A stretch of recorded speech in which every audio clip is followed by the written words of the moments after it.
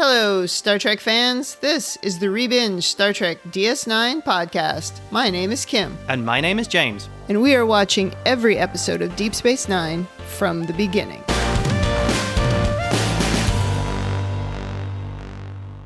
Welcome back to the podcast. Today we are covering Season 1, Episode 1, entitled Emissary. This episode aired on January 3rd, 1993, and it is a supersized episode at 91 minutes without ads, so I assume it was a 2-hour premiere. That's the nice thing about watching it or binging it now, that you don't have to sit through the ads. And wow, it's clear there were a lot of ads on this show. Well, for sure, it was 90s television. We loved a good ad in the 90s. Well, we loved a good fast forward. Well, we were watching it on VHS tapes, let's be honest. That is true. So the show starts with a crawl, which I had forgotten, like a Star Wars classic crawl, and a star date. And it comes up and it says, on star date 43997, Captain Jean-Luc Picard was kidnapped for 6 days by the Borg. He was surgically altered and forced to lead an assault on Wolf 359. I'm going to make a confession. I have no friggin' idea what a stardate is. I always thought they were made up numbers. I one time wrote a story about Star Trek and I had a stardate in it and I completely made up the numbers. I didn't know they meant anything. Turns out they mean something. I know people care a lot about that. Please don't try to explain it to me. Don't send it to me. I don't care. But apparently this is a real stardate. At any rate, we're opening on Picard as Locutus. I think it's very smart that we open this way because maybe the best episodes of Star Trek Next Gen up to this point were the best of both worlds episodes where Picard becomes Locutus. So it's very smart to tie it in to the best of the other show that was airing at the time. People love the Borg. You're not supposed to love the Borg. Yeah. So they're very bad. In your favorite character. Oh, wow. A lot of people's favorite character. Yes. Which the fact that we have a series now called Picard, I think points to the great love of Patrick Stewart. Tying that into a very popular character or enemy on the show to spin off your next iteration of Star Wars. Smart move, CBS. Oh, you really just said Star Wars. Did I really say Star Wars? Yes. Oh my God. Let's edit that bit out. Sure. I mean, yes, Picard was a very popular character and it was played by a great actor. And I think it really stood out how great he was, especially when they put him through things like Locutus or what he went through in First Contact. He really stood out. And so you became very interested in him. He was very compelling. And now to bring him back, 30 some years later, and to have it be so popular is amazing. But at this time, Next Gen is still airing when Deep Space Nine starts. Next Gen is still on. It had 1 year left. Okay, so it was very near the end. Yeah. We've taken a long time for these first few seconds of the show, but we're actually opening on Locutus, and he's saying he wants to be escorted to Earth, or he says Sector 001, something like that. Otherwise, everyone's going to be destroyed. Resistance is futile. And now we see a brief firefight with the Borg cube and some Federation ships. It's not a fair fight. The ships are getting blown to crap. We don't yet know any of the people who are getting thrown around on these ships, but it's all classic Star Trek. People are throwing themselves around. The camera is shaking like something big is happening. Things aren't going well for the Federation. You know, if they'd had the Defiant, things would have been different. Okay, we're already jumping ahead. I think this is going to be a constant problem in this podcast where we can't stay on point. I'm going to try hard to keep us on track. I can't stay on point. I think you might be referring to me. Right. The Defiant doesn't exist. We don't know what that is. All we have are these ships that we don't know what the names of them are, but they're getting the crap blown out of them. And as usual, there are things falling from the ceiling and the panels in front of people are blowing up and everybody's flying all over the place. And we hear the very old school red alert sound. The ship now says things are going to blow. You got to get off. Uh-oh, warp core breach. The warp core has been compromised, right? I think that's what's happened.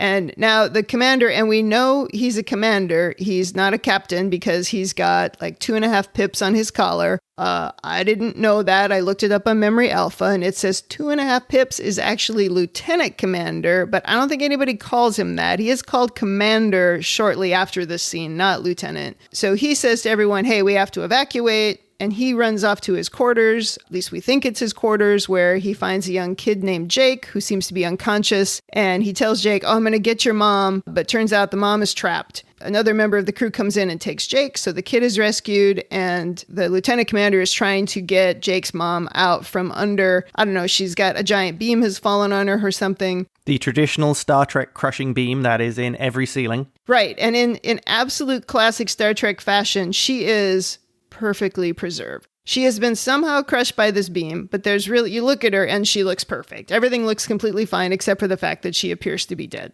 They need to maintain their PG rating. Right. That's totally true.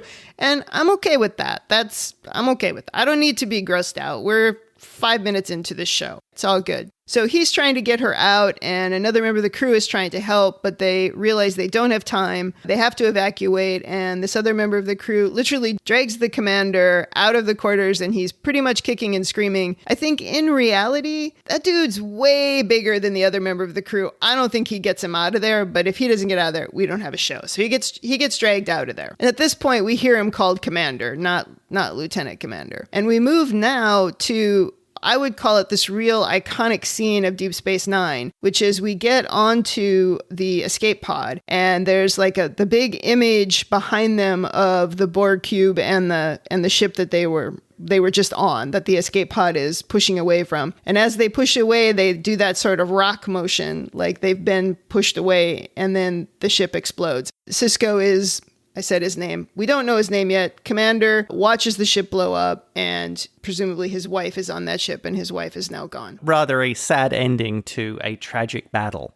Yeah, we are not off to a happy Star Trek beginning here. Something very bad has happened. And the very next thing that happens now is we jump ahead 3 years, because I guess nobody really wants to watch 3 years of grief. I'm not sure that's the Star Trek show that we were ready for. And we jump ahead 3 years, and we see the commander. He walks out onto a wooden bridge that's over like a little lake, and we still don't know his name. We see the kid who was rescued from his quarters, which we figure now is his son. The kid is fishing, and he asks his dad if he wants to go for a swim, and his dad's like, "Oh, we don't have time. We're just arriving at the station, or we're arriving at Bajor, and we have to go." And Jake does not look thrilled. His dad's like, "Oh, Bajor's this beautiful world." And Jake points out, "Yeah, but we're not going to live on Bajor, right? We're going to live on some old space station," which is the best line to this point, because clearly Jake has seen the show. He understands. He doesn't want to go to this space station. And so he's like, "We're going to live on the space station, not on the planet." His dad tells him, "Oh, it's going to be great. There's going to be lots of kids there. It'll be awesome." The first of many, many lies, I'm sure. And this kid is in for a lot of disappointment from this point. So we're going immediately into my overanalyze things. Okay. Already, I think you're seeing a characteristic of Sisko. He can manipulate situations to his best advantage. Not necessarily his, but the advantage of the command that he's in. He's telling Jake a half-truth. He's telling Jake something that might be true, but he doesn't know. So I think you're already seeing a different type of commander or leader within Star Trek. A liar. You mean he's a liar? I'm not really a liar. A politician. A adjuster of fact. Okay, sure. That's no different. I have my opinions about Sisko and why he got this posting. Okay, so we learned finally that the guy's name is Sisko, so we don't have to call him Commander anymore, or Lieutenant Commander, because the captain of the ship that they're on says they're approaching the space station. And so they exit the holodeck, and we see Deep Space Nine for the first time, through the big window, and it's in orbit around Bajor. And at this point, we cue the theme song. That is one of the things. I really like the actual space station, Deep Space Nine. I love the look of it. It looks like a real space station. I mean, it's beautiful. It's a very good effect for sure. And I quite like the theme song. There's this big, slow moving rock that goes through the beginning of the theme song, which, of course, to me, it's a good setup for the show. The show, I think, is very slow, so I think it's just setting us up for that. It's perfect. But you've got to get a dig in. Well, this is why we're here. I stopped watching this show, I don't know, at some point, and we're going back to rewatch it and try to convince me to keep going. So I'm going to remember those things for sure. The theme song itself, I think it's great, but it's really long. I mean, you talk about there maybe being 10 commercials. The theme song felt like 15 minutes. But it also shows loads of great shots of the space station. Every single character and every single actor. I mean, That is funny. Again, another sort of piece of the 90s television, the listing of like 300 actors at the start of the show. It's really not that common anymore to have any kind of a theme song, let alone one that is so long. And if you think about, there's 170 episodes of this show. So if you add it up, how long that theme song is times 170, it got a lot of play. Yes. So now, okay, we move past the theme song, and now Sisko is recording a log. With the made-up numbers?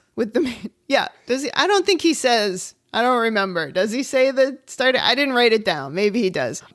He probably does, because I think the numbers are made up. Didn't stick with me. But at this point, we do see the Enterprise. I believe the Enterprise D is docked at Deep Space Nine. I love that scene because it really gives a great sense of perspective of just how big this station is. If, the Enterprise is like this little toy stuck to one of the docking pylons, it's like, okay, that's pretty big. That's cool.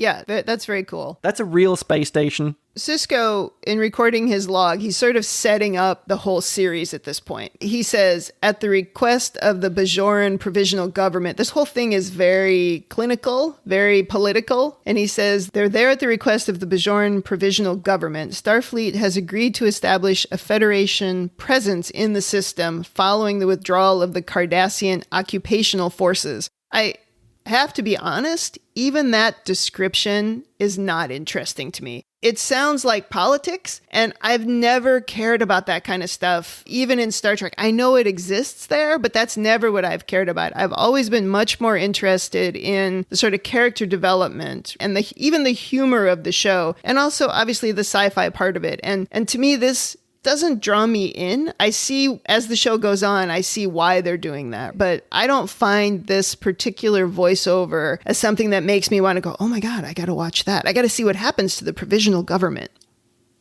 No comment. No comment.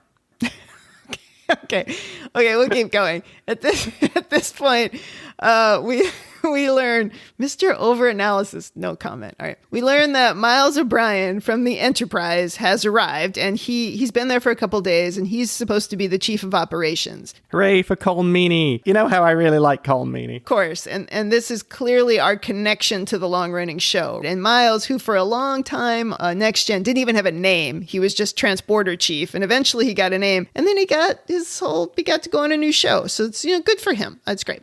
Yes, I like Colm Meaney's movies as well. Okay, but we're not going to cover that here.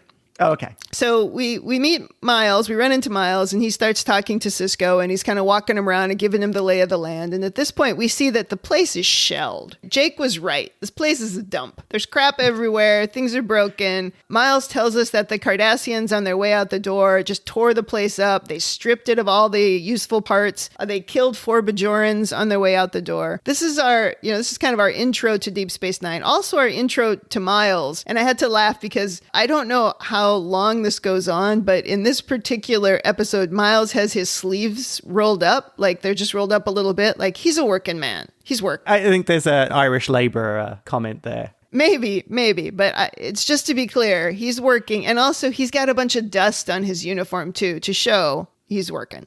Yeah, I'm surprised at this point Jake doesn't say, "So Dad, you've brought me to another potentially dangerous place where we could die." Well, yeah, we get to that point where Jake whines a little bit. We're not quite there yet. At this point, Miles tells us that everyone is just shipping out, and they're trying to get the hell out of this junk pile. That might not be exactly what he said, but basically says they're defenseless, and the place is a dump, so everyone's leaving. At this point, too, when he's walking around with Miles, this peculiar man comes out and welcomes Sisko and tells him that the prophets await him. And Sisko says something like, oh, maybe later, like I'm too busy. And the dude goes, yeah, okay. But he still looks really ominous, and this super dramatic music plays, so we know this guy's going to come back. We don't know who he is or what he represents. He was trying to sell him a religious magazine, I believe. Maybe. He was trying to get some donations to the church. I'm not sure. So now we go into Jake and Sisko's quarters, and that's when Jake is whining about the quarters. He's like, the food replicators are broken. I don't even have a bed. This place sucks. The Cardassians even took the beds. That I've got to admit, I do like that one. They even stole the beds. And Miles is like, oh, we'll get you a bunk from the Enterprise. Jake looks like, great. That's great. That's what I really need. That's Thanks, great. Dad. This place is terrible.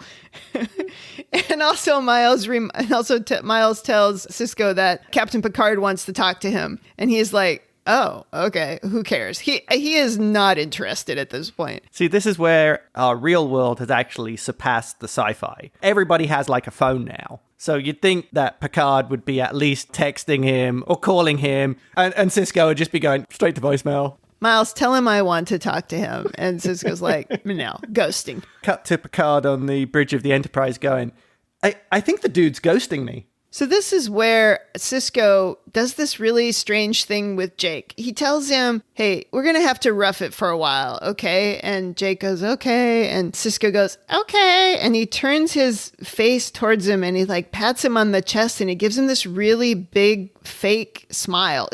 I found it really awkward. It's not as if he was really happy or even pretending to be happy. He was clearly showing Jake a fake smile. Like, hey, Jake, you need to show me a fake smile. Yeah. And Jake doesn't do that. He just kind of rolls his eyes like, ugh.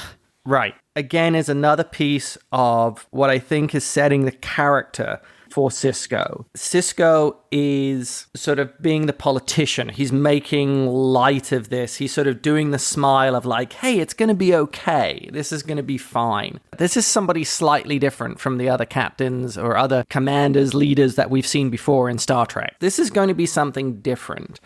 Sisko is putting on a brave face or putting on a face of the positive in a very negative situation. Well, it might show us that he has been putting on a fake happy face for 3 years. That is also true. This comes down to perhaps my overanalysis of why did Sisko get this posting? Is it because Sisko within the Federation is a political animal, which we know exists? Is Sisko that type of character? Is he one of the people that they pick on when they need someone to deal with aliens, to deal with a difficult political situation? Yeah. Where you're dealing with all these different races, rather than what we've seen in Star Trek to this point, which was entirely an explorer-based approach. We're seeking out new life and new civilizations, whereas this is you're dealing with existing peoples and civilizations which are going through transitionary periods of political turmoil, where things aren't really quite so nice, and you're not on a shiny ship which has beds. So that's one of the things I'm wondering is, are we building to this character through this part of the show? Could be. And I think as you overanalyze it, or at least analyze it in the way that you would normally analyze it, we can say that for the listeners out there who have conflicting conspiracy theories or who are also into overanalyzing, they can reach out to us and tell us their own opinions by emailing us at rebingeit@gmail.com. Which we will say again at the end of the show. But I feel like your analysis of the show and of the characters is something that other people who have loved this show for decades at this point are going to have similar opinions. So now we go to, I want to call it the bridge. It's not the bridge. It's not a ship. Operation Center, also known as Ops. Operation Center. It's like the longest name. Ops. Just call it Ops. Okay, we go to Ops. I know you have a block of calling it Ops. If you don't want to do that. I have a total block. I don't know what it is. It's like a start date. I don't know what it is. So we go to Ops. I feel like every time I say it, I need to do air quotes. Ops. Ops. Ops. So we go to Ops, and Miles is complaining that the whole layout of the place is weird. He says he can't find an ODN access, which I assume means he can't find anywhere to plug in his USB device with his favorite Irish songs on it. They mock the layout of the place, and they say that the prefect's office was raised up a level so that everyone would look up to him. Oh, Cardassian architecture. So we've talked about Kira, Major Kira, up to this point. We haven't seen her, we haven't heard her, but Miles has mentioned her and said that, she's kind of been in charge before Sisko got here. Major Kira is the Bajoran attaché. I don't know exactly what an attaché is, but that's what she is. It's a type of case, I believe. Okay. We hear her shouting before we see her. So she's yelling at someone. Miles warns Sisko kind of vaguely about working with Bajoran women, and he asks if he's ever worked with a Bajoran woman before. And Sisko says, no, why? And Miles is like, no reason, just wondering. And so Sisko now walks in on her having an argument with someone on the phone, FaceTime. I don't know. She's talking to someone on the screen, and I guess it's a member of the provisional government, and they're kind of shouting at each other, and he's shouting at her that she's a fool and blah, blah, blah. And this is our introduction to Kira. That's an angry Kira. We're going to talk about that.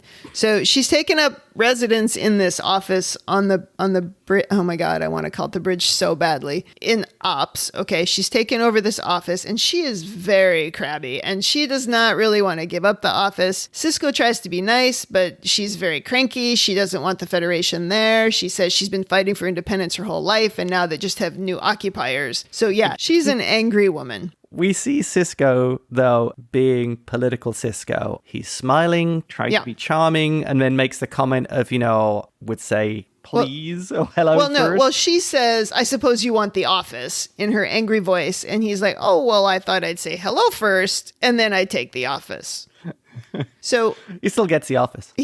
Ultimately, he gets the office, and we are introduced to this angry woman. And it's one of the things that I get a little bit stuck on here is that there are often cases where we don't know how to give a female character a personality, so we make her angry. And you know what? That's not really limited to Star Trek, especially really in the 90s and before. But that's kind of our introduction is, here's Kira. The reason she's interesting is she's angry. And I don't find the angry women that interesting. That's an interesting take on it. That's their only trait. And at this point, this is all we know about her, right? Yeah. I understand we're going to learn more. And even in this episode, we learn a little bit more. But still, it's like, oh, haha, she's the angry woman. And I'm not thrilled. Well, this leads into the other question theory that I have. Why is she there? Which also ties in with why is Sisko there? I mean, another way of looking at it is, are these two individuals given these postings because they're problems? Oh, a punishment posting. Kira, because she has her own view of the world that doesn't necessarily match the provisional government. And is Sisko put there because they want to put him out the way? Well, this is very interesting. Yeah, maybe he's not a great commander, or they see he has problems. You and your kid with the angry woman and the guy with his sleeves rolled up. Yeah, that's another theory. Are these people who are being dumped in a backwater to get rid of them? Sisko to serve out his time in the Federation, and Kira because she doesn't get on with anyone. Clearly. Okay, this is that's good. That's a very negative interpretation, I think. But it's an interpretation, sure. So now an alarm goes off, and she gets on the communicator with, I don't know if she says his name, but it's Odo. I think she says Odo, right? And something's going on the promenade, I think, and they all take off to go to the promenade. We see a young Ferengi and some other kind of an alien, and it seems like they're looting one of the shops. And Odo appears, and we immediately learn that he can shapeshift because the guy who's stealing stuff throws something at his head, and his head goes all goopy, and the thing goes right through and hits the wall behind him. And with 90s technology, I look at that scene and think, wow, I bet that was really expensive for the production. And it's not great.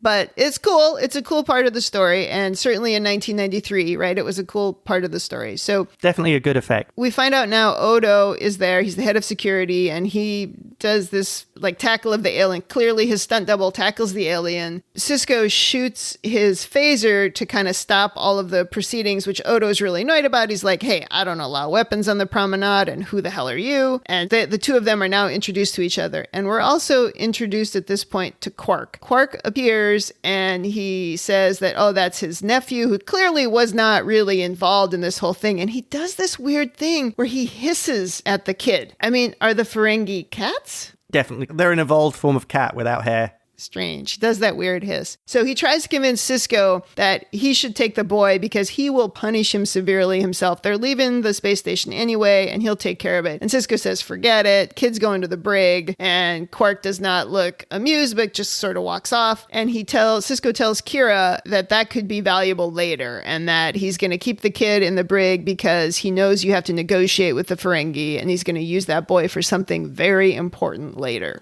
Also, that is an interesting point. It actually shows that Sisko has done his homework. Yeah. knows something about the Ferengi.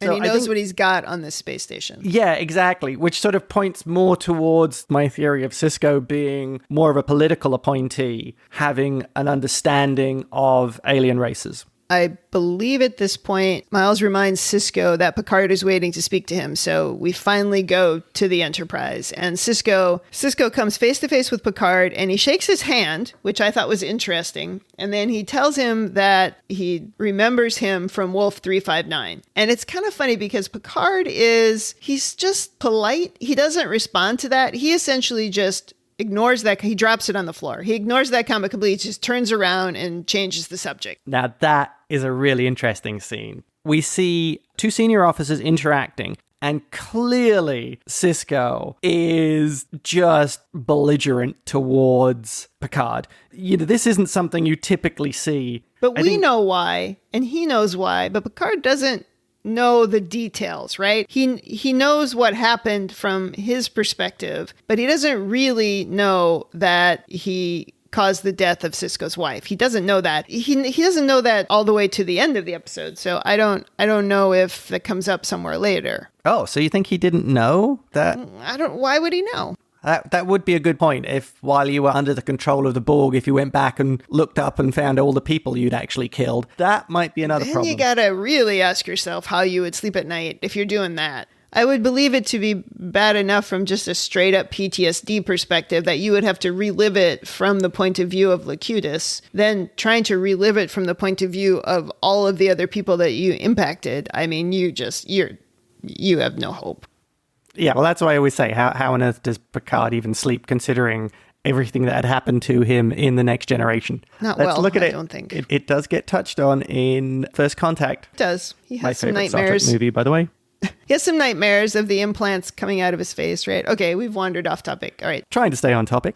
Let's go back. Sisko and Picard are talking, and we drop the reference to Locutus, doesn't take the bait. Instead, he starts talking about how Cardassians, stripped Bajor of their means to sustain themselves, and he really wants Sisko to help get Bajor into the Federation. And they kind of banter a little bit. Picard is not thrilled with Sisko's attitude about his new assignment, and Picard tells him that... He's openly hostile towards him. Yes, and Picard tells him that Starfleet officers don't always get to choose their assignments, and Sisko says he's considering a civilian assignment, and Picard says that he'll look into a replacement for him. I mean, this is a very everyone gets along in Starfleet moment. Yeah, personal conflict.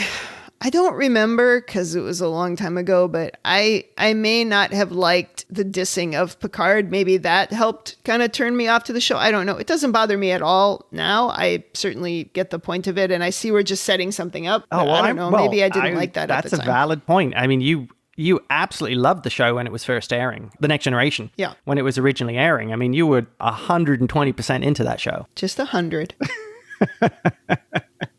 Not 120. I'm going with 120. All in on Next Gen, my favorite show, no doubt. Still is.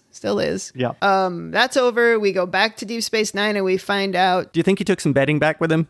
I hope he took a bunk back for Jake, because otherwise Jake is sleeping on the floor and eating rations, and that kid is not happy. But we do have a kid now. We found a kid, although he hasn't met him yet, but we do have a kid, and he's in the brig. So because he loots stores. Poor Jake. Jake, man, dude, you were so lied to. This is bad. Okay.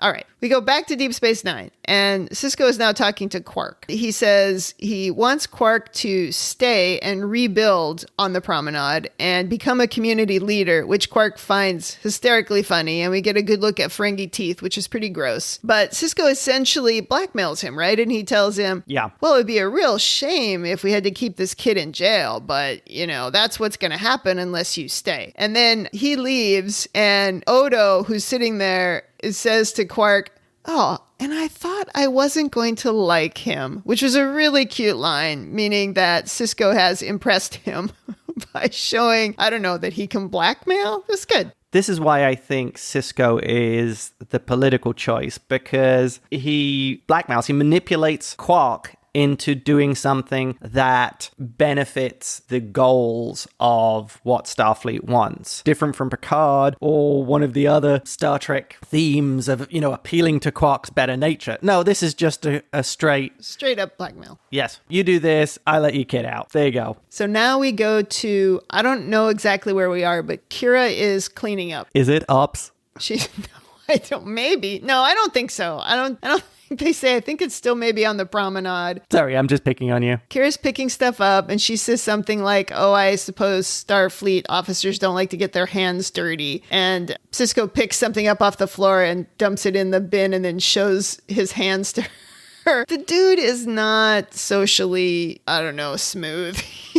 It was just a little awkward, but this is their whole bonding moment. And she's talking about living in refugee camps. And, so we continue to establish that she's an angry female. And she talks about how she thinks the provisional government is going to fall and that there will be a civil war. And she says the only thing that can save them is someone called Kai Opaka. And I think Kai is the title and Opaka is the name. And she says that she's the spiritual leader, but she lives in seclusion and she hasn't made a call for unity, and that's the only way that could save anything, but she rarely sees anyone. Every time they say Kai Opaka in this episode, because I've been watching so much tennis, I hear Naomi Osaka, which is a much better name. So I might call her Kai Opaka Naomi Osaka. You'll just alternate the names. It's just a better name. Naomi Osaka's awesome. It's just a better name. Anyway, okay, at this point, that weird Bajoran dude who appeared earlier, the one in the robes, he appears again and he's like, it's time. And Sisko's like, okay. And Kira looks super shocked. Like, what the heck? So he follows this guy and I don't know where they go. All of a sudden, they're in some kind of a temple. They go to the surface of Bajor. Yeah, but we don't cover that. There's a time limit on the episode, so they cut all the bit flying down or teleporting down to the planet. I bet they cut that because of time constraints. Or they didn't want to do... In fact, we don't see much transporting in this episode. I think we see it with Miles later, but there's not much. You're supposed to know somehow magically that he's on Bajor. In fact, we find out later that he was on Bajor when someone says it. We don't know here. When I watched it, I was like, where the hell did we go? Are we on a holodeck or something? Anyway. Yeah, that does seem like odd editing there. Yeah, I mean, it was odd. I mean, seriously, I'm serious. I think it is maybe it was time constraints. Maybe it got cut because the episode's pretty long. So a woman in a purple sort of nun outfit greets him and she touches his ear and asks him if he's ever explored his pach, which this is a weirdly intimate move for a nun. Okay, maybe she's not a nun, but she's dressed like a nun. And I have to say, if some random person comes up and touches my ear, I would flip out. It's creepy and it's weird. Sisko asks, is there an HR department here? I think I might have a complaint. Right. It's inappropriate for the workplace. Although we're not in the workplace. We don't know where we are at this point. We're somewhere. And this woman is touching his ear. And at one point, he puts his hand up like onto hers. And I think he's going to remove it because it's what I would do. Be like, get off of me. But he doesn't. He just sort of touches it. I think you just punch them, actually. I don't know. I'm just saying. I know you well enough. Anybody out there in the podcast universe, do not touch my ear. That is not right. It's weird. I have this conversation at work a lot. You don't need to touch people at work. I don't know you well enough. Don't touch me. Don't hug me. I don't understand hugging at work. I think that's the Midwestern in me. I don't know, but this freaked me out. Bajoran monasteries are not for you then. No, this freaked me out. A lot of ear grabbing. And then the funny thing is on top of the ear touching, she's talking about this pach, right? The closed caption spelled it P-A-G-H. I don't know how they were saying it, but it's that's like the correct pach. Spelling. And thank you. I'm glad that's the correct spelling. Anyway, she's talking about this as like his life force. And by the way, we find out, I think at this point, that this is Kai Opaka, Naomi Osaka. And 2 minutes ago, Kira said, nobody's seen her. She's in seclusion. It's impossible to find her. Well, she's right freaking here. And she's touching people's ears. So I'm very confused at this point. So she's like talking out this box and he has like this weird reaction, like it's painful or it's uncomfortable, or maybe he's just finally, get your hand off my ear, right? But he looks uncomfortable. But she says, oh, just breathe through it. This is a wildly inappropriate moment. If the genders were reversed in this scene, I mean, freaking out. So it still freaks me out. Doesn't matter which direction the genders go, but imagine the other way, because that's the kind of crap that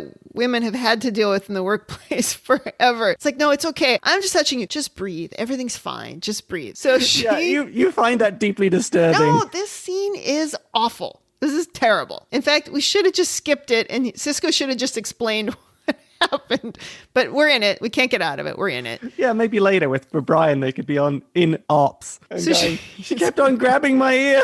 Oh God, this crazy purple dressed Naomi Osaka was grabbing my ear.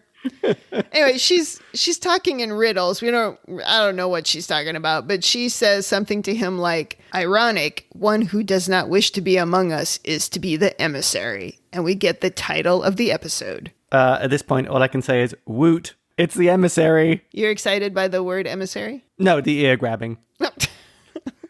Yes, the emissary. Because you know what's coming, or because you just like the callback to the name of the episode? Because I know what's coming. Okay. So you're excited by the foreshadowing because you know this is the whole destiny thing. Yeah. It's worth pointing out, I have not watched this episode, for at least 10 years. I've watched other episodes of Deep Space Nine, right? But I think the pilot, I haven't sat down and watched the whole thing all the way through for, it's got to be at least 10 years. So you forgot about the pa. Oh, no, I didn't forget about the pa or the ear grabbing or any of the other things. I sort of forgot the order and the things that happened in here. Oh, I see. Okay. Rewatching it and going, oh, yeah. Oh, yeah. Okay. That's what I mean there. She, like I said, she's talking to Riddles a little bit, and she leads him to a box, and she opens up this big box, and there's like... Oh, down the disappearing staircase. That was a cool effect. Well, it was the appearing staircase, not the appearing staircase. Yeah, that's right. That was cool. So she opens a box, and there's this big glowy thing in there. It's kind of shaped like a chalice, and it's green, and she calls it the Tear of the Prophet. And it's a space holy grail. Right. And she wanders off, and Sisko looks at the green light, and suddenly he's standing on a beach in some very casual beachwear, and he's taken back to the moment where he met his wife, Jennifer. And he's in his little skimpy outfit, and he's very fit, and she's in her little skimpy bikini, and she's very fit. But I don't want to criticize, but she is not good in this scene. I don't know if she's not comfortable, but this is not some strong acting in this particular moment. I mean, I guess if you looked at it from her perspective, she's kind of dropped into something that makes no sense, and she has very little to no context, and she doesn't really get any because she's not in it that much. But this whole scene is strange, and she is not good. I thought she was fine. I thought the whole scene was fine. Input. I thought she was fine. Yeah, I thought it was interesting. It's an establishing scene where you see the tears of the prophets. What it can do, it can inspire visions, or it can actually put you back in time. That's the thing I don't think we know if that was actually we don't Sisko know yet. Yeah, back in time or just reliving that moment. Sisko at this moment, when he kind of realizes where he is and what's happening, that he's returned to this moment in time. He's very giddy to be there and to be talking to her. She kind of wanders away from him, and he runs after her, telling her that he just recently graduated from Starfleet, and he's a little creepily forward with her and leans in a lot and is very close. Hopefully that wasn't really... Close talker. Yeah, he's a close talker. But hopefully that wasn't really what he was like at the time. It's just that really to him, this is his wife, and she has reappeared for the first time in 3 years. I think that was the point, yes. Yeah. Well, I don't know, because we have another thing later, which we're going to talk about. The weird green chalice, I know it's not a chalice, but it's like a chalice shape. It appears again, and he snapped back to the temple. And all I could think was the way that it just sort of appeared in the sky, it reminded me of like lights that I've seen in a migraine, like an aura. And so I'm thinking maybe he just had a migraine. That's what happened there. He doesn't know because he's never had one before. It's migraine lights. Yeah. And we see this again later. So that's why I think this is just the box is just a migraine trigger. Yeah. Kyo Parker says, oh, you're not supposed to look at it. It induces migraines. It induces visual migraines.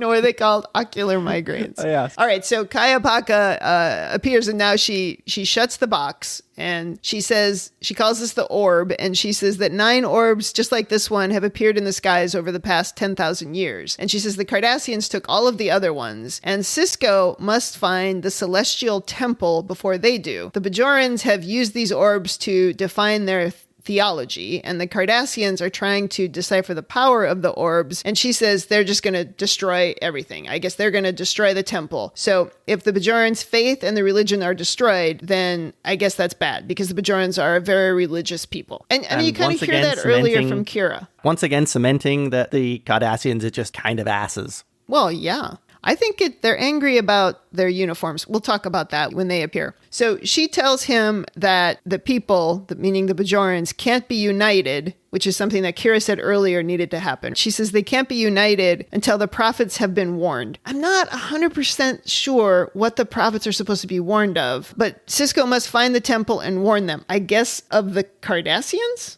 Is that what she's supposed to warn them? I'm not sure. I'm not sure we know. Or did I miss it? We don't know at that point. Okay. So she tells Sisko that he's always been destined to take this journey and to find the temple. And I have to say he looks confused. And that's just kind of how it ends. It is his destiny. It is his destiny. So now we're back at DSN. We're back briefly in their quarters again. And Sisko wakes up Jake and says, "Oh, you look like your mom." That's okay, because he's obviously feeling sentimental. If Jake has a bed at this point? I don't think they show us the bed, but I'm just going to go with he has a bed. Someone gave him a bunk. I hope so. I mean, his dad's just been on the Enterprise. He could have grabbed a couple mattresses on his way out. Yeah, like he's mad at Picard. He's like, "I'm going to take your bed, and I'm going to take your bed." Again, another cut to the Enterprise with Picard walking into his quarters and going, "Where's my mattress?" I'm quite Has sure anybody been in here? That's what happened. Yes. So now we see that Quark has reopened Quark's bar, right? He's open for business, and the place is full. I mean, where did all these people come from? 5 minutes ago, we get to see Morn. Who's the alien at the bar, right? Yeah, the panning shot. We see Morn. And we see him a lot. Okay, so your job as we do these episodes is to point that out whenever you see him. 5 minutes ago, place was destroyed. In fact, Quark had packed everything up. All the people left. All of a sudden, this bar is full. I don't understand. There's a lot of weird time jumps in this episode. The Ferengis are very quick at unpacking a bar when it comes to making a profit. Okay. People keep shouting, Dabo, like bingo. I don't know what that is. It's their roulette style game. It's a Ferengi roulette game? That's what they gamble on. It's the gambling, yes. Okay, It's their gambling game. So Sisko's very happy to see that his little manipulation of Quark has worked. And he comes in and he kind of bellies up to the bar and he asks for a synth ale. And Quark is like, "No, synth ale sucks." And he doesn't give him anything, which I think is funny. He's like, religious people don't know how to drink, which I'm not going to go deeply into that one, but I'm not sure I agree with that philosophy. So finally, we're getting some new characters, okay? We have some new arrivals. The medical and the science officers are arriving and the Enterprise is leaving. So we're introduced finally to some new characters. We see Julian Bashir, who's the doctor, and also Jadzia Dax, who is the science officer. They've arrived and Kira and Sisko greet them. So there's 4 of them standing there, and Bashir makes this super awkward offer to take Dax on a date in front of Major Kira and Commander Sisko. Again, it's this workplace stuff. It's inappropriate and it's weird. And I think the weirdest part is that Dax is like, "Sure, that's a great idea." What's funny for me in this scene is how Dr. Bashir is kind of a, young and naive sort of character. And we don't quite know that yet, that he's really naive, but we do find that out. Sort of awkward. He's definitely awkward. And I think if he knew how angry Kira was, he wouldn't be asking anybody out for a date right at that moment while she's standing there. Because she always looks to me like she's just going to punch him, which is fine. It would have been fine. Yes. She accepts the date, much to Kira's surprise, for sure. Sisko kind of takes her aside as he's walking away with her, and he says, "He is too young for you." And she says, "What are you talking about? He's 27, I'm 28. And Sisko says, "Well, 328 maybe. And did you tell him about that slug inside of you?" So we learn, if you're paying attention, you already know that she's a Trill, but we learn that she's a Trill, which means that she has he calls it a slug. It does look like a giant worm, and that giant worm was in somebody else before. And it continues on as kind of the same person, but it's in a different host. There was already a Trill episode on The Next Generation, so if you'd been watching that show, you'd know about the Trills. Yes, and Dr. Crusher fell in love with a Trill, and then when the Trill changed bodies, she lost interest, which because that's the other thing that actually Sisko says. If you remember, Sisko says to Jadzia, if he knew what you looked like last time we met, he wouldn't be asking you. Yeah, so, okay. We have to revisit this inappropriate workplace behavior, because at this point, as they're kind of walking away, right, together, Sisko does this thing. Again, he's leaning in, he's too close, and he's leaning into her, and he gives her this look up and down, and he does this kind of whistle thing, and he says, oh, this is going to take some getting used to. And it's gross. Really? It's gross. It gives him an excuse to be gross. Oh, well, I used to know you and you were a guy, and haha, now you're a woman, and I'm going to give you this sexual look and make a weird whistle. It's not right. I don't like it. It's interesting that you took that from it. I looked at it more like almost a sort of surprise thing. Sisko had only known Dax in an old body. He's only known him as like this older man or much older man, and now he's in the body of a 28-year-old woman. Yes, who is a person. It's kind of a change. It's sort of like a, wow. He's too close, and he does a whistle thing, and we go back to the only thing that's interesting about you is your appearance, right? It's like, oh, we have to make a quick focus on her appearance. We didn't need to do that. Yes, it was the 90s. Doesn't make it right. It was the 90s. Oh my God. But this is the kind of thing that will impact whether or not I stick with a show, right? And if there's a ton of this stuff in this show, all right, let's go to Bashir. So Bashir he's gone to his medical lab, and he's like weirdly excited by how dumpy it is. And he calls it frontier medicine. It's like he thinks he's in the wild, wild west, and he's going to be some kind of cowboy hero. Setting up Bashir as this wide-eyed, almost naive character. Yes, it's a very naive view that, oh, this is great. It's just like, the old days, although he's 27, old days or whatever. But anyway, yeah, it is a very wide-eyed look at how things are. And he thinks it's just charming, basically. And Kira, not amused. Oh, yeah. She is very upset about that. Yes. Oh, yeah. She turns on the full angry woman bit. Maybe they don't have any angry women where he's from. I think we'll find out later where he's from. But clearly, he's not from anywhere in Star Trek, because that's all we have are angry women. Okay, so now we go to Sisko talking to Dax. He's showing her the migraine trigger, the green orb. And Okay, one of the things I like here is the chemistry between the two actors is already just on point. Yeah. They've done a really good job, I think, of giving this sense of these are two people who've known each other for a long time. The fact that Dax is now in a different body is almost immaterial. They're immediately running. They immediately know each other, sort of can work together. They've got shortcuts already and an easy way about them. Yeah. Yeah, and it's and a trust, I think it speaks to the quality of the acting that these two immediately give that sort of impression. Yeah, that's one of the things I do like. Yeah, I agree. I think they're both very good, and right out of the gate, you see the trust between them, and you get that bond. I think it's funny at this point that he went down to the planet, he had the purple nun touch his ear, and somehow he's already accepted this story of the orbs and that his destiny. I mean, it just seems like it was awfully easy to get here. Maybe it was because that flashback experience was so real to him. Mm-hmm. But also, I think he has maybe this is the politics, this is the Sisko side of it. This is a potential way of protecting or securing stability within the government, and that's part of the remit of his job, aiding the Bajorans. Yeah, so he's seeing a way to do that right out of the gate. Yeah, on day one. Yeah, so he's immediately doing something to try and get the confidence of Kayapaka. Naomi Osaka. Yeah. So at this point, I'm very amused because she tells the computer to create a database of historical references to orbs and unexplained phenomena in Bajoran space. And the computer says it will take 2 hours to complete. I mean, computers have really slowed down in the future. Yeah, I think so. I mean, she could have Googled it. You're finding that in 5 minutes in Google. I don't know why you need 2 hours to create a database. Then when she does something, I think she touches the orb and she has her own flashback to getting the giant Trill slug moved from the old Dax to her. This is the way, I guess, that they can easily show you what the old Dax look like, little old guy. It's very hand-wavy.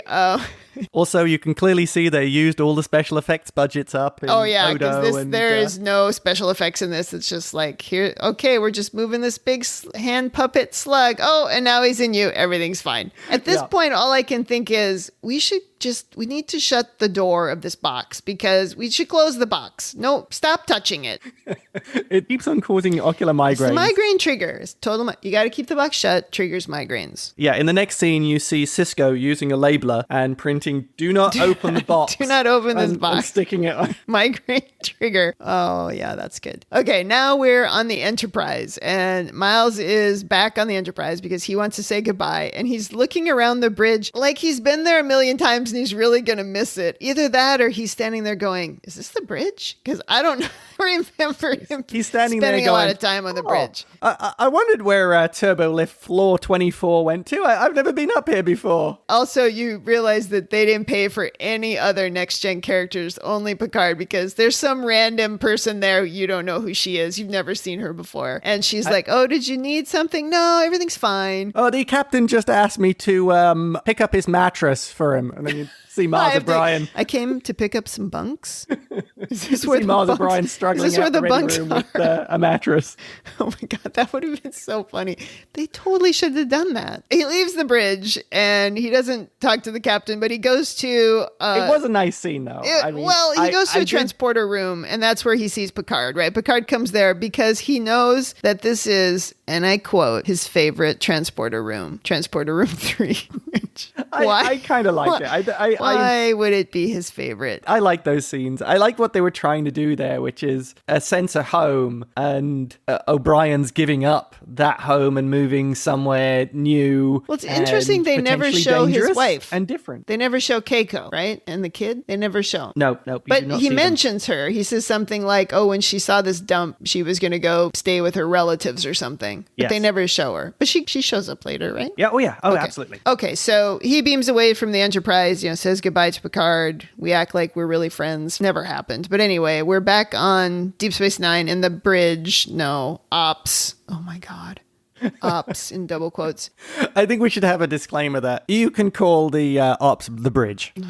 Seeing as you really want to call it the bridge. Well, because that's a Star Trek thing, I guess. So now, anyway, we're back in ops, and somehow everything is cleaned up. It was destroyed 20 minutes ago. I mean, has a day even passed? I don't think so. Oh, maybe, because Jake was sleeping, so we had one day. But Jake's also trapped in his quarters. He can't go anywhere. What else is he going to do but sleep? Well, the thing you missed is I think that the cleaning crew came in. The cleaning crew comes in at 5 o'clock. Every evening. Picks up all the junk and the dead bodies that the Cardassians left behind. Yeah, happens a lot. The cleaning crew deals with that. So we learn that a Cardassian ship has arrived and that Gul Dukat. So is Gul Cardassian for captain or something? Or it's a rank? Yes. So we've learned that Gul Dukat wants to beam over and greet the new leaders of the station. And Kira spits out his name, saying that he used to be the prefect of Bajor. She clearly does not want to talk to him. But next scene, we get Gul Dukat. He comes into what used to be his office, that prefect's office that is now Sisko's. And we get sort of the close-up of the Cardassians. And I have to say, they are unpleasant. They're very hairy. They're very rubberized. And what's funny is the rubber actually kind of makes noises as he moves around.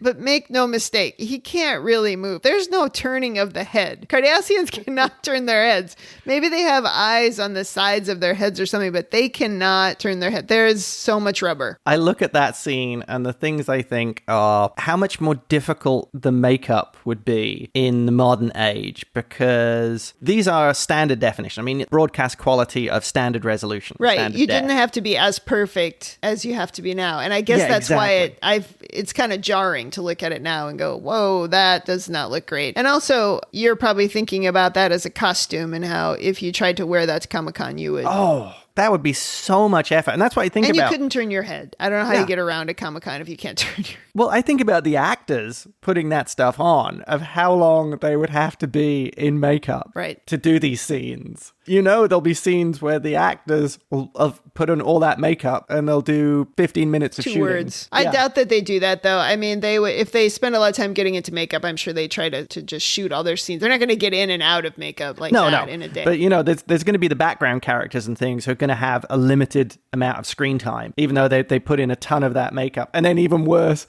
you find that they get cut. Or the scene gets cut down to 3 seconds in the background. Yeah, I'm not even in it. I spent 6 hours in makeup and I'm not even in the scene. But so Gul Dukat is in this scene though, right? And he's there to tell Sisko that he misses his office and he hadn't wanted to leave, even though the Cardassians pulled out. He was not in favor of that. And he tells Sisko that they'll be good neighbors, you know, and he can call on him for help. It's kind of a veiled threat. It's like, oh, you're out here all by yourself. Again, we get to see the political Sisko of the way he deals with... Just kind of smiles. ...the Cardassians and responds to fairly overt threats. Yeah. Very interestingly, Gul Dukat says, or he asks about Kai Opaka, Naomi Osaka, saying that he knows he went to the surface to see her and he knows about the orb, which is interesting. Now, how does he know that? We don't know. Oh, and he says, we don't find out in this episode. I thought we had all of them. Yes, he's like, I thought we had all of them, so maybe we can make a trade. And Sisko denies knowing anything about it, which just generates this kind of weird, awkward smile from the gross Cardassian. And that's sort of the end of that scene. Now we jump over to Dax, and Dax has made progress on the orbs. I guess the 2-hour database was built and it answered all her questions. She wrote some SQL against it and got the answers. She said that a number of the orbs are related to some area called the Denarius Belt, which is a charged plasma field that no one goes near. She thinks this might lead to the temple because a couple of 100 years ago, 1,000 years ago, I don't know, Kai had a vision while in that belt, probably, saying that the heavens had opened up and nearly swallowed his ship. So I'm laughing during this part because not only have we had the 2-hour database, but also we see how old school a lot of the visuals are. And it's very cute to look at the old school Star Trek visuals. So she's guessing that... What do you mean the old school visuals? Well, when you look at the data pad and at the screens and different things, right? And it's just like really cheesebally graphics. Yeah. Because for the same reason that you said earlier, the picture wasn't that great. They didn't have to be that great. But also, 1993, the computers didn't look that great, right? They kind of looked like this. Yeah. Although one thing that's interesting is you do see lots of the use of the data pads. Yes, you do. The iPads, yeah. Yeah, clearly they still have iPads. Yeah, although they've gone backwards a little bit because they're a little thicker. Probably Android tablets. They're not as cool. They're probably Android, sure. Dax is guessing based on her research that the temple might be in this belt and they need a way to get to that belt without the Cardassians knowing because the Cardassians are still there, right? So their ship is still docked at Deep Space Nine and they figure that they just follow them into the belt and they want to avoid that. So the next scene we are at Quark's and the Cardassians are gambling and Kira's not having any of it. She like slams down a metal cup on the bar and she says this establishment is closed and Quark is annoyed and he's like, fine. And he gives the Cardassians this big bag to carry their winnings. And it's like really dramatic. And he carries this big bag through the whole bar and he gives it to them and they put all their money into it. And they wander off with it. And it seems like they drop it in a bus station locker. It's like, oh, here's my suitcase. I'm going to drop it in this locker. All Cardassian ships are outfitted with extensive lockers. Yes. To put in your Cardassian quarter and you turn the thing and then you put the key in your pocket. I figured out later in the second watch of this scene that we're actually on the Cardassian ship. They show it really briefly from the outside and you're supposed to, I guess, your brain should transition you there. But again, we changed locations and we didn't really share the moment of the location change with the audience. So that's got to be timing. They've got to run out of time. I mean, they do have a lot of story here to cram into. Yeah, I mean, we're still going here. We've been recording for a long time and we're not to the end yet. But what ultimately happens is that we find out that bag wasn't really a bag. It's really Odo. He has shapeshifted himself into a bag. So he kind of bleeds out of the locker onto the floor, very Terminator 2 style. Again, another huge amount of production budget. Right. And then I guess he's on the Cardassian ship. Meanwhile, Dax and Sisko are on a shuttle and they're trying to sneak off. And Kira and Miles are all excited to see that the shields and the sensors are down on the Cardassian ship. And they say, oh, their computers are crashing. Odo has done it. And then they beam Odo out. And the whole thing was a ruse and the shuttle escapes freely. Says Transporter Chief getting to use his skills skills. Yeah, that's the part where he kicks the transporter and then it works. Yeah. Do you remember that? Yes. Yeah, okay. Now we are in the Denorius Belt, which I have to say in the closed caption gets spelled a couple different ways in the episode because I tried to write it down and I went back and I'm like, wait, that's not how they spelled it. Anyway, this is, I think, how it's pronounced. Just keep on making up spellings, like star dates. That's exactly right. Spelling doesn't matter. The dates, they're just numbers. Just say numbers. Okay, so we're in the shuttle. That would inspire a 12-hour discussion by the Star Trek Illuminati on why the numbers matter. Please, nobody. I know I gave you our email address and I'll do it again at the end, but please don't try to explain star dates to me. I don't care. I wish I cared, but I don't care. We're in the Denorius Belt and we're in the shuttle and suddenly a big wormhole opens and the shuttle just disappears into it. And they come out 70,000 light years away in the Gamma Quadrant. They're all excited because they think they found the first ever stable wormhole. And Dax is like, I don't think this is a natural phenomenon. And they go back into it because they want to go back. And now something weird is happening. The shuttle is going really slow and they can't figure out why. And then it lands. Slowing down. It keeps slowing down. And they keep saying it's going like 20 kph or something, which is pretty funny. They finally went metric in the future. Shuttle has landed on something. We don't really know what it is. They don't know what it is. And all I can think is, have we found the temple already? We heard about the temple 5 minutes ago. We flew away and magically we've landed on the temple. It's solved. The destiny's solved. We've already found the temple. So they exit the shuttle and Sisko comes out and he sees this sort of really rocky, purpley kind of landscape with all these lightning storms around him. Actually, I don't know if there's a volcano. I don't think there's volcanoes, but it's a very rough landscape. And then Dax comes off and she's like Disney princess when she hears the birds tweeting and she sees all green grass and blue skies. Yeah, they didn't have enough money to do the animation for Disney characters. Like a little bluebird should have landed on her shoulder. Yeah, exactly. Yeah, that would have been cute. I like this scene because I think it's fascinating because Sisko talks about, can you see the storm? Dax says, it's a beautiful garden. Yeah, it's like, what are you talking about? It's beautiful. Yeah, I think that's an interesting scene because I think it shows very clearly the difference between these two characters in almost the Star Wars concept of Luke in the cave, of you only take what you bring with you. Sisko is still a very conflicted person. So you think it's a representation of what's in their mind? Yeah. Oh, yes, very much so. I see. I mean, and Dax is very calm, is sort of a more positive character. Sisko is still a character that is in turmoil. Yeah, that's interesting because when I watched it, I mean, I guess I don't naturally analyze stuff as much as you do anyway, but I didn't analyze it that way, right? I was thinking that it was just that Sisko was seeing what was really there and that these beings in the wormhole were actually showing Dax something else. But your way makes way more sense. No, your way makes a ton more sense than that. But that's really interesting. What happens is as they're kind of looking around, suddenly the migraine orb appears and they both see it and it kind of scans them and then it shoots at them. Briefly, Dax seems to also see the purple and the rocky landscape, which kind of works into both of the ways that we're thinking of it, because if she all of a sudden is worried, maybe her mind rages a little bit and then, she sees the same landscape as Sisko. But she disappears. She seems to get sucked into the orb somehow. And Sisko starts hallucinating that the world around him is sort of collapsing and all these white lights are happening. And the orb then shoots off into the wormhole. It reappears on the outside of the wormhole. Miles sees it and he says, oh, there's some kind of life form in it. And they beam it on board and it's Dax, which is weird. Well, it's a good way of getting her out of there. Yeah, well, that's exactly what happened, right? They essentially booted her out because this is not her destiny. This is Sisko's destiny, that he needs to talk to the prophets in the wormhole, which I assume is who we're about to talk to. Because Sisko now, he starts having kind of flashes of memories of people that he knows in different parts of his life. And these aliens or prophets or whoever they are, they're speaking to him through people. So like through Picard, for example, right? He sees Picard, but this is aliens talking talking to him, or he sees his wife, or he sees his son, or he sees Kaiopaka. And they ask him what he is, and he says he's human, and they don't really know what that is, and they don't understand the concept of time at all. It's interesting how they're surprised by Sisko. Yeah. And one of them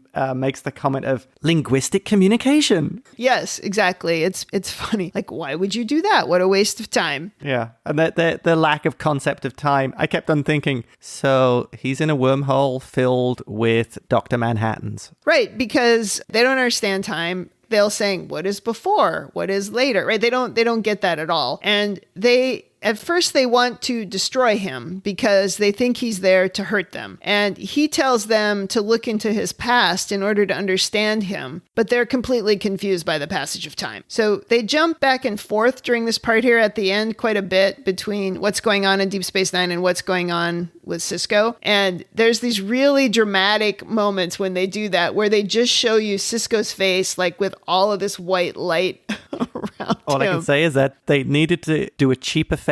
They were running out of budget, so they just had Avery Brooks stand there and then did a very harsh backlighting. So, I mean, yes, that could be, but effects. Also, I'm telling you, these people who did this show are very familiar with migraines. And again, this super bright light that he can hardly tolerate. This orb is a migraine. I don't know why nobody saw this before. I've cracked this episode. I have to admit, I have not seen that, and I did not think of that. 100%. 100%. Okay, so back on Deep Space Nine, Kira wants to launch a rescue mission. So she's like, we got to go and get Sisko. I don't know why all of a sudden she's so keen to get Sisko. She's like, we got to go and get Sisko. Well, who will she have to be angry at? Well, there's still a whole space station full of people for her to get mad at. But maybe it's like she's already kind of trained him. So, it's been a day. She doesn't want to do it again. But Dax explains to her about the wormhole and says that she doesn't think it's natural and instead was probably designed. And now they see that the Cardassians are starting to move their ship to the same place where the shuttle was, trying to find that wormhole. And Kira tells Miles, we need to move the space station. We need to move it out of orbit around Bajor to the mouth of the wormhole. She says the Bajorans have got to claim it because the wormhole is going to shape the future of the quadrant. I don't have a problem with that. I think that's great, and that proves to be extremely important, but I think it's amazing that she figured that out in 5 seconds, which she did. She is both smart and angry. Well, we get a good point here where there's some classic Star Trek technology of Dax, making the suggestion of, reducing the effective mass of the station, and then Miles can use... Miles' first reaction is the whole thing's going to blow up if we try to move the space station. And it would take forever, he says. And she goes, oh, but you have to do it in a day. And then Dax is like, oh no, here's my Star Trek-y science-y thing of how we could do it. Showing how being 328 gives you a few advantages. Right. Done this all before. She is the science officer, right? Yes. Okay. So Dax is like, no problem. Science, hand wave. So Miles needs to work on that, but the rest of them are going to go off to try to save Sisko. Interesting. We see the combination here that appears multiple times throughout the series. The combination of the away team people? Yeah. Of Odo, Bashir, Dax, and Kira. It's really... Though it starts with 3 people, right? Kira's going, Dax is going, and she tells Bashir, this is your chance to be a hero, and he's all excited, which is hysterical. And the 3 of them, head off to go to the shuttle. And this is, as we will hear as we watch this show, the thing that used to drive me the craziest about Deep Space Nine. We're in a hurry. We have to get to the shuttle so that we can go and save Sisko before the Cardassians get into the wormhole, whatever. And we are walking unbelievably slowly. It's almost awkward how slow we are walking down the hallway. And on top of that, Odo kind of comes marching up behind them as they're all like going, doo-doo, out for a stroll. And we're off to save the universe. Exactly. But we're going as slow as we possibly can because maybe the cameras couldn't move fast. I don't know. We're going to talk about this again. This is the only time in this episode, but this is going to come up again. We couldn't get money for a camera dolly, so we had to move slowly. Can't be. Odo says he wants to go along. He said he's really interested in the Denorius Belt because that's where he was found, and he wants to know if there are others like him there. And if he knew that, couldn't he have gone there before and checked?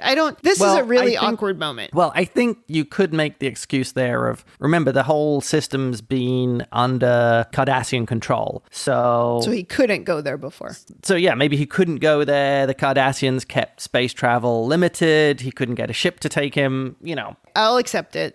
But he does say that I'll accept that answer. He does say that he spent his whole life wondering who he is, which is also, there's so much in this episode. I mean, that is a big thing. And we've just kind of dipped it in there to go, I spent my whole life wondering him. It's like, okay, let's get on the shuttle and go see what happens. And I think that's true of this whole episode. They're trying to set up what is literally an enormous show.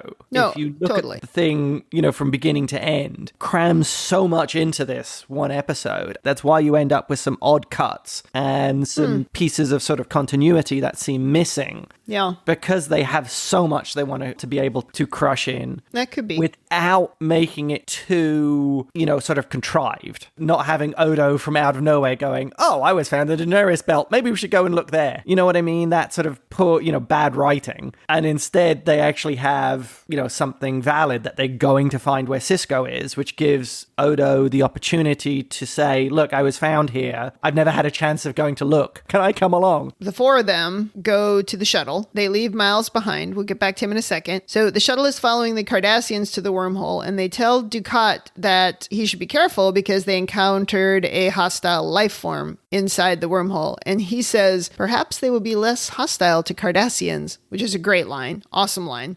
He knows the aliens in the wormhole sent the orbs, and they are going to see for themselves. So after they enter, the wormhole seems to close, and the rescue team, in the shuttle, nothing happened. They can't get in. The wormhole won't open anymore. Yeah, we see the Cardassian ship go through, and then you see when it goes through the wormhole and comes out on the other side, there's electricity sparkling around the ship.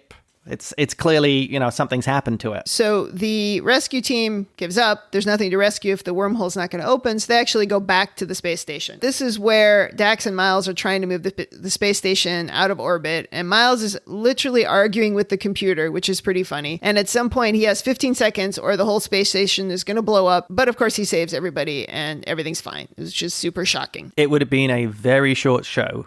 Yeah, if the whole thing had blown up and Sisko was stuck in the wormhole. The rest of the season consists of bits of space station. Oh. It would be such a shame to lose that space station. That would have been bad. So back to Sisko, who's still having a weird conversation. His head is still in white lights, and he's still talking to these aliens or the prophets or whoever they are. And he's explaining to them that physical touch causes pleasure. I don't know why we're having that conversation. I think it has something to do with him sitting with his wife in the park, and she's like, because it's really the aliens or the prophets, and she's like looking at her hands going, oh, like physical touch or whatever. They keep kind of flashing right between different things that he remembers, like they're on the beach or they're in this park having a picnic. But the most frequent thing is that he keep ending up back on the ship where his wife died. They keep going back there, and they keep saying to him that he exists there on the day that Jennifer died, even though they don't understand the concept of time. They just keep telling him that that's where he exists. This is kind of that moment when the Cardassians disrupt the wormhole, annoying the aliens or the prophets or whatever, and they tell Sisko that they've terminated the wormhole, and that's it. And then we get a baseball lesson. I did like the baseball lesson. The show was sponsored by Major League Baseball. Maybe my only connection to the show is a thing I love stuck into the middle of the show, and they talk about baseball, and they're really funny about it. They're like, you don't know the outcome? Now, I really like this. I thought it was a great storytelling way that you could tell the viewer, you could show to the viewers sort of how the aliens were of something as simple as baseball. They had no concept of the idea of why are you playing it when you don't know the outcome. Well, a game would make no sense if there was no time. Yeah. And if you always knew what was going to happen because it already happened, what would be the point of the game?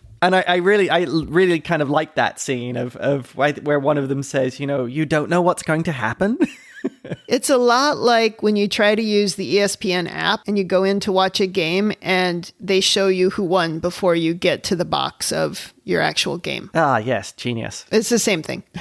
which I've experienced many times. So the wormhole aliens run ESPN's online broadcasting. So anyway, they're figuring out how time works, but they're also upset. Remember, they were saying that he's a threat. He should be destroyed. Yeah, they said that earlier, and then they got really upset when the Cardassians got into the wormhole for some reason, probably because they've realized how unpleasant the Cardassians are. So we get the baseball lesson, but then we're also back at Wolf 359 again, and he is just constantly in that room where his wife is lying there dead. And back at Deep Space Nine, because we hop back and forth a lot in these scenes. In fact, I'm not even hopping back and forth as many times as actually happens, because I think it would get more confusing. But we're back at Deep Space Nine, and a bunch of Cardassian ships now have appeared, and they're looking for Dukat. Kira tells Miles to raise shields, and Miles says, "What shields?" Which is a great... Yeah, they're a little underprepared. It's a great scene. It's like, yeah, sure. What the heck? We don't have any shields. The Cardassian says they're going to fire, and Kira's like, oh, I will need a day to surrender. And they give her an hour. Classic Star Trek. Oh, yeah. And she's not very keen on surrendering, and neither is Miles, because they both had experience of Cardassians. Exactly. But what I don't understand is, why do the Cardassians want this stupid space station anyway? They already had it. It's a dump. They took everything out of it that it was important, but I guess they think Gul Dukat is in there? But how could he be? Because his ship's not there, right? Because it went into the wormhole. They came after the wormhole, so they don't realize that's happened. They're just nasty. They're just unpleasant. That guy is definitely unpleasant. And now we're back at Wolf 359. Sisko is upset, and he says, why do you keep bringing me here? And they said, we don't bring you here. You exist here. It's basically the other way around. He keeps bringing them there. Finally, he understands after, I don't know, the 30th time. Oh, and this is such a great scene. This is why Avery Brooks is great in this. Even in this first episode. Well, he finally understands that he keeps seeing her dying. He keeps seeing her when he closes his eyes. And they say it's not linear because he still exists there in the past. And then he finally gets it. It's like, okay, I exist here because I never moved on from that day. And that's a really interesting way for anybody who suffered from PTSD to think time is not linear. Even though we live it and we believe that it is, it's really interesting to think that's not so much just a thing of PTSD. It's that time itself is actually not linear, and you are still living in that moment of that awful thing that happened to you. Sometimes it's a single moment, sometimes it's a longer thing, but in his particular case, it was a pretty concentrated moment. Yeah. And having suffered from that myself, anything can trigger that, where you are just right back in that awful moment, and then sometimes nothing can trigger it. It just happens and you are right back there. Like you can, like I've been in a car accident where I have just out of the blue seen that car coming at me again, and there's not something that specifically triggers it. It just happens. I still exist in that moment. I just thought this was a really cool PTSD story. It was brilliantly portrayed by Brooks. That's a great scene, the way he... very emotional. Yeah, and he cries, and he kind of finally gets it. And I don't know if it's the fact that he cries and he gets it that kind of makes the aliens or the prophets go, oh, okay, we get it. We see the emotion of this. We see what's happened here. I don't know. They don't really explain that, at least not in this episode. But that's kind of the turning point right there. The whole thing leads up to it. Sisko explaining them... seeing the whole thing and understanding the concept of the linear time and how Sisko sees time. The culmination of linear time for Sisko, of something happened, he has to go on without his wife. It's funny, but I look at my notes and I wrote, then he cries, realizing he's never let go of that day. PTSD can confirm. That's what I wrote. Yes, I can confirm. But yeah, great scene. Yeah, it is. It's absolutely a great scene. Back at the space station again now, Kira is bluffing war with the Cardassians. Somehow she's tricked them into thinking that she has 5,000 photon torpedoes, even though she has none. She had 6 and she fired them, and she doesn't have any anymore. And I just keep thinking, wouldn't they just start shooting? And then finally they do start shooting. They show, even more damage. Which I think is kind of funny as well, because you remember the Cardassian captain who's leading this little armada of like 3 ships, says, oh, I don't think they really do. And then his second in command is like, but what if they do? We can wait a day. What the heck? Let's just wait for more ships. And then he says, yeah, but if we wait, then more Federation ships will get here too. And in fact, the Enterprise has been called and they are on their way, but they're going to take a while. It's like I read a thing an interesting thing about military leadership, and one of the guys talking about it, one of the things he said was, it was from some manual, and one of the things it was that, boldness and risk-taking and initiative are greatly appreciated, but basically not at the expense of common sense. And it sort of makes me laugh of like, if they'd had 5,000 photon torpedoes and phaser banks, the battle would have lasted about 3 seconds. Yeah, because they would have just blown them up. Total loss of all the Cardassian ships, which sort of makes me wonder about the level of Cardassian training. Yes, we're massively outnumbered. He just doesn't believe it because he'd been there and he didn't see how there was any way possible that they could have been outfitted with those weapons so quickly. So he's taking his own gamble, I guess. Yeah. So the Cardassians are shooting and things are blowing up. Odo is trying to move people to safe places, and we're doing classic Star Trek again, jumping all over the place. And so Kira, she finally realizes she's beaten. She's put it off as long as she can, and she decides she's going to have to surrender. But again, classic Star Trek fashion, just as she's about to say it, the wormhole opens and Sisko's shuttle comes out and he's towing Ducat's disabled ship. Which must be incredibly embarrassing. Everyone except the Cardassians is suddenly super happy. Sisko's back on the ship and he sees his kid and he's unharmed and he's all happy and he shouts Everybody Jake's name. Has beds. Well, maybe they took beds from the Cardassians. I don't know. Okay, so everybody is happy and Sisko tells us that the life forms in the wormhole have agreed to allow safe passage through the wormhole. The Enterprise has returned and the Cardassians have left. They never really explained the thing about the shuttle towing Ducat's ship, but obviously that was so humiliating, right, to them, and it looked like he had to be saved. I'm sure that they just kind of left quietly and let it all go. Never happened. Okay, we go back to the Enterprise to go full circle on the story from the beginning of the episode, and Sisko is talking to Picard again. Because of the wormhole, the Deep Space Nine station is suddenly now important. It's an important outpost as travel to and from the Gamma Quadrant can happen there. Yeah, so it's suddenly on the map. Right. If they gave him this post to kind of hide him out, suddenly this is an important post. And Sisko says he wants to keep the post, and he shakes Picard's hand. And what's funny is Picard's like, well, I didn't even have time to ask for your replacement yet, so I guess this okay, which is kind of funny. The one thing I have to say that I have a little bit of trouble with at this point is we went through this pretty horrific PTSD thing where we are reminded of what happened to Sisko's wife. We are shown that he continues to exist there, or did at least up until this moment. But now we're over it? I mean, that is not how that works. In the real world, maybe. In the real world, that is not how that works. There is also the point of you could look at perhaps the wormhole aliens actually change Sisko. Did the life forms that live in the wormhole? I guess so. I guess that could have helped happened. Sisko with that. Was that part of him being the emissary? Okay, I hope that's true, because otherwise I would say it's a flaw in an otherwise good story. I looked at it very much like that. Sort of in return, if you like, for the explanation or for sharing all these things with the wormhole aliens. Maybe they did help Sisko.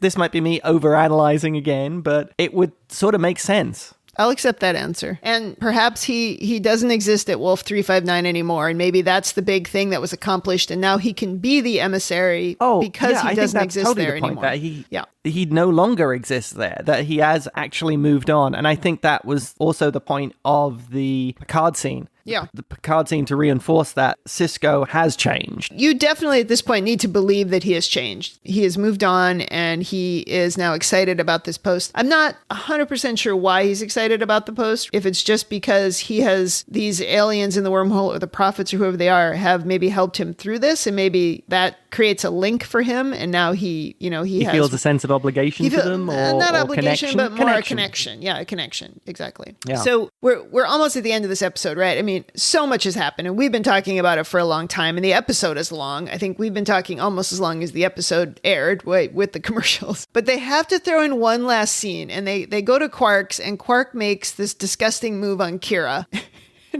I feel like we made all these great advancements with with the story, with the PTSD. I mean, it's a great story. And then, oh God, more just gross. Just gross. She did not appreciate it, and I was right with her. I was going to say, I'm surprised she didn't actually break something. Like his arm or something. Yeah, exactly. So that's the end of the episode. There's a couple things we want to talk about. One is your over-analysis of the episode, right? And you've done a lot of that already. Is there anything else specific that you want to overanalyze before we wrap up? To justify my Sisko as the right man for the job, this has suddenly become a very important outpost. It has a stable wormhole that leads to another quadrant. Bajor is suddenly on the map and right next to the Cardassians, which, well, we've known from Star Trek The Next Generation, are a significant rival to the Federation. Right. So in that situation, it's potentially strategically important. You would want someone who is good there. So there's no move to replace Sisko, even though it's suddenly gone from a backwater to this is ground zero for the Gamma Quadrant. This is somebody who's trained or skilled in that kind of Starfleet mission, different from the exploration side. Okay, so if your section is the over-analysis of the episode, I think my section is maybe more focused on the future of women in space. Especially Bajoran ones. Yeah, but Dax, she's not Bajoran, right? She's Trill. Yeah. But you've yet to see Lita, the Dabo girl. We see her, but we don't know who she is yet. Yeah. I mean, I understand it's tough sometimes to look at stuff through the lens of present day when it was made in a different time period. But I recognize that I didn't last watching this show. I dropped out sometime, and at some point we're going to run into those episodes, whatever they were. But if I'm looking for something interesting to watch here, I have to wonder what I have, right? I have these two female characters, and one of them, essentially, he's a dude, and that's part of the joke of the story, is that it's this dude with this hot woman's body over him. That does not make me super excited. I don't find that completely compelling. And then the other woman is the angry woman, and that is kind of a stereotype that I'm also not super excited about. So the future of women for me with this show it's not terribly promising right now, and I hope that it gets better. Interesting take. So if we were going to give a rating, and I think at the end of the season, we can maybe go back and give numbered ratings out of 10. But since this is just one episode, I hate to give it a number without knowing how it fits relatively into the other ones. I think instead I would just like to give it thumbs up, thumbs down, or neutral. And I'll definitely give it a thumbs up. It's a tentative thumbs up, I would say, for the problems that I have with it. But at the same time, I was really happy with the PTSD story. I like the sort of different feel to it. And you know what? I like the theme song. So I'm going to give it a tentative thumbs up. I give it a thumbs up. Are there any episodes in the 170 episodes that you will give a thumbs down to? Yes. Okay, yeah, good. There will be. Just checking. At the end of the season, I can definitely go back and give my personal rating. Yeah, we can do that maybe at the end of each season. A 1 to 10. I know there are episodes which I can give a thumbs down to. I mean, I'm not joking when I say there are 170 episodes. If we do one of these a week, we're going to be doing this for 3.5 years. So we might have to move a little bit faster. Join us on a potentially long journey. This is very long, very long. And we can't talk for this long on on all of the episodes. But at the same time, this was a long episode and it was the pilot. I think we can do shorter reviews. We needed to establish a lot in this episode, and I think we did that. They threw in so much in this episode. It's actually kind of funny. Yeah. My goal would be for our episodes to be about 45 minutes and for us to maybe do it weekly. We might have to do a couple episodes at a time so that it doesn't take us 3.5 years to get through all of them. Nice to have a long-term goal. Yeah, sure. Okay, and that brings us to the end of the first episode. You can contact us in a couple of different ways. You can tweet at us at rebingeit, or you can email us at rebingeit@gmail.com, and we look forward to hearing from you. Thanks for joining us on the Rebinge Star Trek DS9 podcast. That's it for me. And that's it from me.